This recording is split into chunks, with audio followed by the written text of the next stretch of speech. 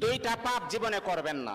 দুইটা এমন পাপ রয়েছে জীবনে করার চেষ্টা করবেন, আজকে থেকে আপনারা প্রমিস করবেন এই দুইটা পাপ আমরা কখনো করব না। আপনি নামাজ পড়েন নাই, আল্লাহ তাআলার যদি দয়া হয়ে যায় তাহলে আপনাকে মাফ করে দিবেন।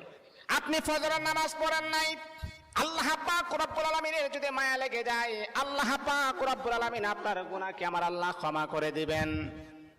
আপনি যদি নফল নামাজ ইবাদত বন্দেগী কম করেন, আমার আল্লাহ কিন্তু আপনাকে মাফ করে দিবেন।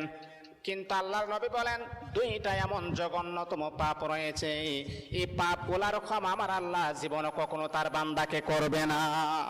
দুইটা পাপ এমন জঘন্যতম পাপ, এগুলা করা যাবে না। এক নাম্বার হচ্ছে অন্যের হক নষ্ট করা। অন্যের হক কখনো নষ্ট করবেন না। আজকে নিজের ভাই বোনের হক নষ্ট করে দেয়, অন্যের হক নষ্ট করা যাবে না। দুই নাম্বার হচ্ছে আল্লাহ পাক রব্বুল আলামিনের সাথে শিরিক করা। যদি কোনো বান্দা আল্লাহ পাকের সাথে শিরিক করেন